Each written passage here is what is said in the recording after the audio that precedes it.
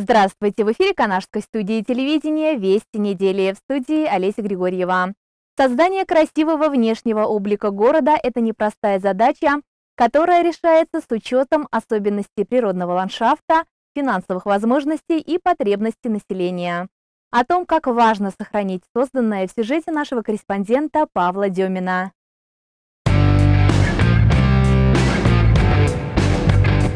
Вам новый сквер афганцев. Замечательно.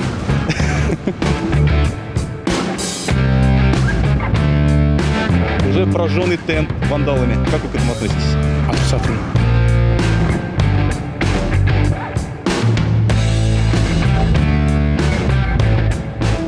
На скейте ребята катаются.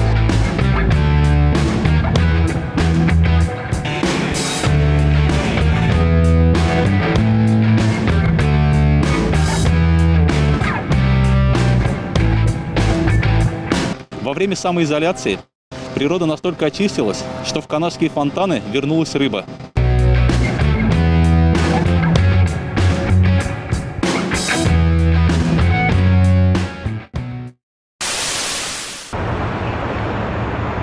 Здравствуйте! Ни для кого не секрет, что канашской администрацией ведутся работы по благоустройству города. Так давайте же прогуляемся и посмотрим, насколько они успешны.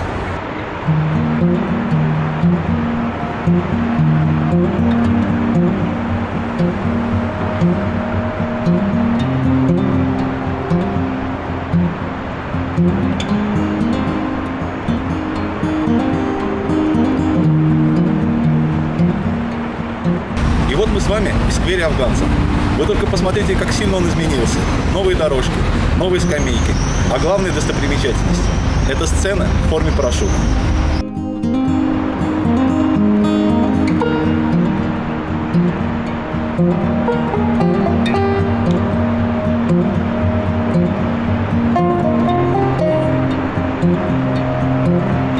А что касается данного сквера афганцев, вам нравятся изменения? Сквер афганцев, изменения, да. Очень. Сцена, как все обустроили, то, что дорожки сделали. Да. Все нравится, да.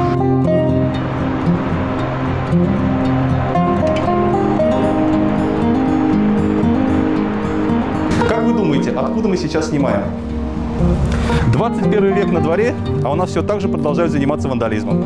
Казалось бы, новый сквер афганцев, а уже кто-то прожег тент.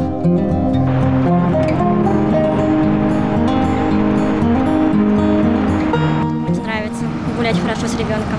А вы видели, что новый тент на сцене уже прожгли сигаретами? Нет, не видела. Я там не была вообще. К сцене мы не идем, вот тут только сидим. Там не было. А как относитесь к вандализму вообще? Очень негативно. Знакомые есть, которые вандализмом занимаются? Нет, знакомых нет, с таким не дружу, не общаюсь, не стараюсь общаться. Мы вот только зашли в парк, сразу увидели разбитую бутылку, вот около скамейки лежит. Ну, это молодежь, разные же бывают люди. Думаете, это молодежь, это не канашские? Не знаю, честно, Приезжие, может быть, нет? не знаю, честно, ничего не могу сказать.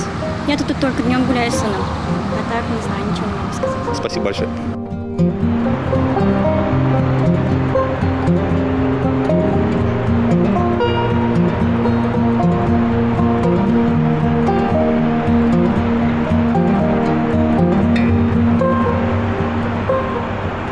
А вы видели, что, смотрите, пустые бутылки, разбитые бутылки лежат, уже прожженный тент вандалами. Как вы к этому относитесь? Отрицательно. А что вы сделали, если бы увидели, что на ваших глазах кто-то что-то разбивает, что-то мусор? Пускай зашивают. Спасибо.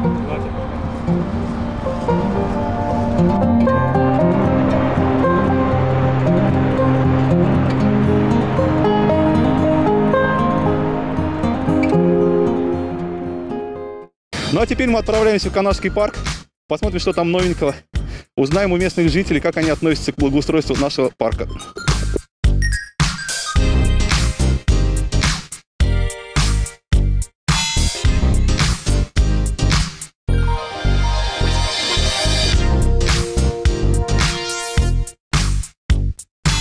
Мы добрались до парка в Канаше 10 часов утра.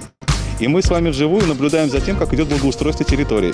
За нашей спиной происходит чистка фонтанов, а молодой парень, вы слышите этот шум, занимается уборкой территории.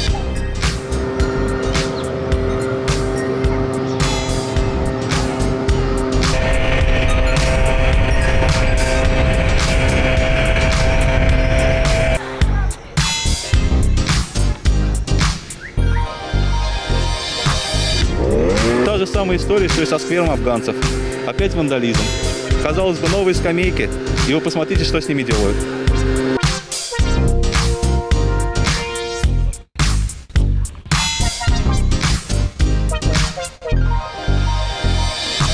Это вот на скейте ребята катаются. На скейте, да. Каждый раз милицию вызываем. Сейчас у нас там 2 камеры. Вызываем милицию, они там административные правонарушения.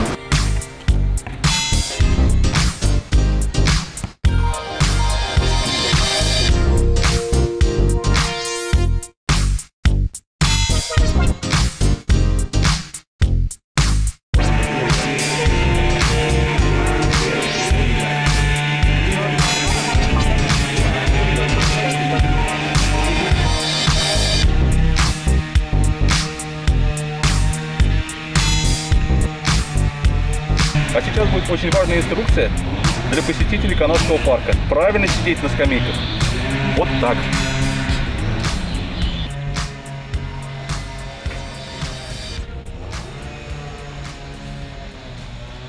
Вот, новые дорожки, новые фонтаны. Дорожки, да, это очень хорошо. Колясками вообще здорово кататься, детям вообще нравится. И нам здорово, удобно ходить. Нет никаких ям. А так, благоустройство. Хорошо, даже много площадок построили. Еще бы чуть-чуть, что-нибудь новое. Что именно? Например? Что-нибудь для детей. Побольше качель, наверное. Качель очень мало. Вообще, конечно, хотелось бы обратиться к жителям нашего города. Для вас стараются, благоустраивают. Зачем вот ломать, да? Как бы начните в первую очередь с себя, видите, что кто-то ссорит. Подойдите, сделайте замечания. И как бы сами тоже вот идете, если, да, зачем фантик бросать, когда вот до урны, грубо говоря, 5 метров осталось. Там можно же просто подойти этот фантик, выбросить в урну. Да, вот тоже было там, то качели ломали, то еще что-то. То есть как бы, для нас же ведь стараются, для нас же все это делают. Зачем ломать, когда сами же этим же пользуемся, да? То есть если построили для вас, да, сделали, то будьте добры, пожалуйста, относитесь к этому как бы, соответствующе, да. Это же для нас же все делается. Наши же дети на этом катаются. Это так же и самим приятнее становится заходить в парк, когда вот все благоустроено, есть качели. Сейчас сколько спортивных площадок, да, пожалуйста, занимайся. То есть как бы, все от нас зависит. Если мы не будем ломать, будем сохранять все это, то естественно и вокруг будет красота и уютно будет. Во время самоизоляции природа настолько очистилась, что в канадские фонтаны вернулась рыба. Такая, как, например, караси и бычки.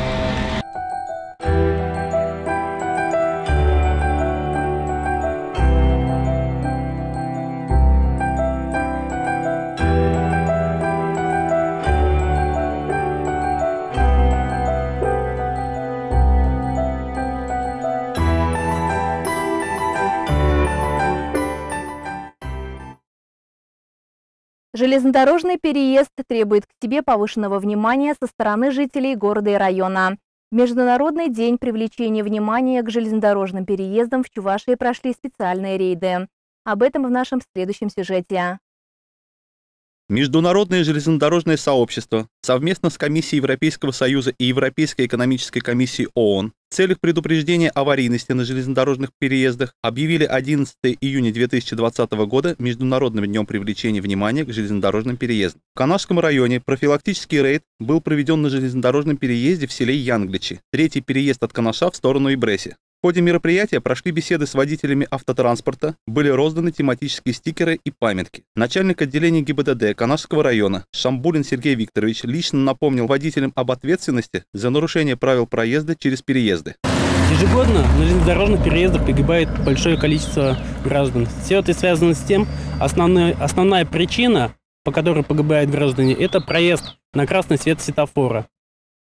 На данном железнодорожном переезде практически ежегодно происходит дорожно-транспортное происшествие.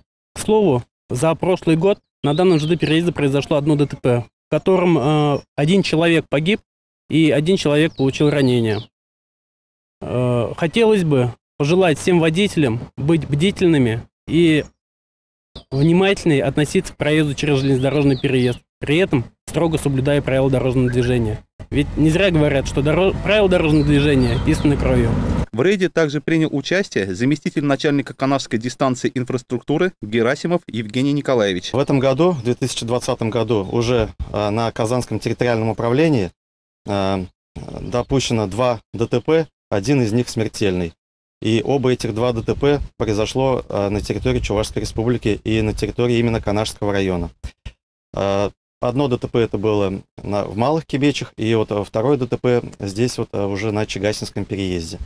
Вот поэтому мы сегодня собрались еще раз, чтобы обратить внимание водителей. Водители, будьте внимательны при проезде через железнодорожные переезды, обезопасьте себя, своих близких, машинистов, пассажиров поездов от опасности при проезде через железнодорожные переезды. Будьте внимательны. Особенно приятно было вручить тематические стикеры и памятки бывшему машинисту, непосредственному работнику железной дороги, возвращавшемуся с рыбалки Ильину Геннадию Васильевичу. 11 июня проводится Международный день к привлечению внимания к железнодорожным переездам. Я сам железнодорожник. Очень хорошо. Очень хорошо, очень приятно. Мы даем вам памятки, как себя вести при переезде через железнодорогу. Даем вам такую, можете приклеить себе на машину. Да. Будьте внимательны. Соблюдайте правила дорожного движения, берегите себя и своих близких. В настоящее время военный комиссариат города Канаша, Канашского и Янтиковского районов отправляет призывников в республиканский сборный пункт города Чебоксары. В этом году торжественное мероприятие состоялось в условиях ограничительных мер, без участия родителей, родственников и друзей. Подробности в репортаже Павла Демина. В этом году из-за пандемии были внесены значительные изменения в работу военных комиссариатов города и района. Согласно решению министра обороны, во все призывные и сборные пункты завезли бесконтактные термометры и дезинфицирующие средства. При посещении военкомата в обязательном порядке всех посетителей встречает медицинский работник, который записывает фамилию, имя, отчество посетителя в журнал, измеряет температуру и просит произвести санобработку рук. Если отклонений по температуре не выявлено, то посетитель имеет право пройти в здание военкомата только при наличии маски. В случае обнаружения высокой температуры медицинский работник рекомендует посетителю обратиться к специалистам. Армия является новой страницей в жизни мужчины и серьезным испытанием для него. Правильно подобранные слова на проводах помогут поддержать призывника, вселить в него веру и оптимизм. У руководителей епархиального отдела по взаимодействию с вооруженными силами и правоохранительными учреждениями Канашской епархии протоиерей Владимир Яковлев благословил призывников на ратную службу. Ребятам самое главное, что хотел сказать. Послушание первоначально, это раз. Все прекрасно понимаем, куда идем, какие задачи поставлены, так и, естественно, конечно, понимаем, что сложности, трудности, конечно, обязательно будут. Они во всех, так скажем, сферах есть, да, которые мы, конечно, вместе сообща, я думаю, решим, да. Не забываем, что мы представители нашего региона, поэтому будьте гордостью нашей республики, да, потому что вы представляете наш регион. В планах весенней призывной кампании военный комиссариат города Канаша, Канашского и Янтиковского районов Чувашской республики в ряды вооруженных сил планирует отправить 140 человек. 16 июня прошла отправка первых 7 призывников. По прибытии на республиканский сборный пункт их проверят первое – это температура удаленно и анализы на коронавирус. Мы за 5-6 дней по требованию военного комиссара республики проверили. Таких больных у нас не выявили. Это очень хорошо. Надеемся, что ребята, которые призваны муниципальными образованиями, то же самое покажут хорошие результаты по тестированию. Сегодня у нас 2 из города Канаш убывает и 5 убывает с Канашского района. Всего 7. Еще изменение графика отправок, это связано с тем, что 1 июля голосование, значит, Министерством обороны Российской Федерации тоже принято решение, чтобы все наши призывники изъявили свое желание, посетили школы и заведения, где проходят выборы, пусть они дают свое слово на изменение Конституции. И второе, это 24 июня, 75-летию проведения парада. То же самое, вот эти дни отправок не будет. Вот такие изменения у нас в этом году произошли. А на этом наш выпуск завершен. Удачной вам недели. До свидания.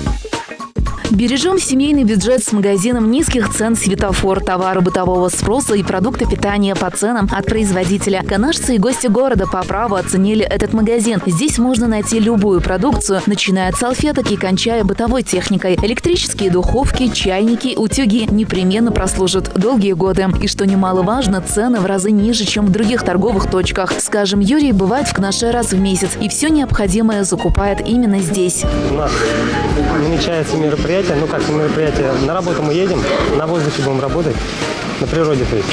И вот набрали чайник, воды взяли, квас, печенье, кофе, все, что пригодится, консервы. Здесь цены доступны, поэтому сюда и приехали. Вот, площади большие, там большой ассортимент, можно разъехаться, машину куда угодно поставить, места достаточно. А самое главное, цены хорошие. «Светофор» всегда радушно встречает своих гостей. Здесь и привлекательный персонал, и полки ломятся от изобилия. Крупы, консервные изделия, мясная и рыбная продукция, полуфабрикаты на все случаи жизни. Большой выбор бытовой химии и чистящих средств, игрушек. Хозяюшки высоко оценивают кухонную утварь и посуду. Уже стало закономерностью, что в «Светофоре» покупки делаются большими объемами, так как цены привлекательны, и каждый получает реальную экономию в сравнении с другими магазинами. Уважаемые жители города Канаша, Канашского района и близлежащих районов, приглашаем вас за покупками в магазин «Светофор». У нас цены ниже среднерыночных на 20-30%. Также мы предлагаем акции, чтобы ваши покупки стали еще выгоднее. Магазин «Светофор» напрямую сотрудничает с производителями, поэтому у нас такие выгодные цены. Гипермаркет «Светофор» идет в ногу со временем, готовя все необходимое каждому сезону. Как сюда пришла, мне понравилась продукция здесь, то, что здесь выбора много. И это меня привлекло. И игрушки, и вкусняшки, все покупаем здесь. Приходите сюда почаще, здесь выбора много. И все, свежее. Ни разу не видела просрочки в этом магазине. Как покупаю, всегда все свежее. Здесь большой выбор, ассортимент. Потом цены такие приемлемые. Особенно актуально то, что сейчас садовые работы идут. Очень даже приятно взять, допустим, колбасы с собой. То есть котлеты есть, пельмени, также есть кетчупы, майонезы. Все это как раз актуально в летний период. Цены ниже, покупатели довольнее. Данное выражение без сомнения можно отнести к «Светофору». Здесь приемлемые цены. Почти каждую неделю я бываю. Обслуживаем нормальные товары, все есть. Не надо ничего искать. Знать, где лежит, все можно найти. Предлагаем новые акции. Горбуша свежемороженая 1 килограмм 159,90. Свинина охлажденная 1 килограмм 169,90. Сервелат зернистый 1 килограмм 159,90. Совершайте умные покупки в магазине «Светофор». Экономьте вместе с нами. Будем рады вас видеть. Ждем вас ежедневно. Город Канаш, Котовского, 4.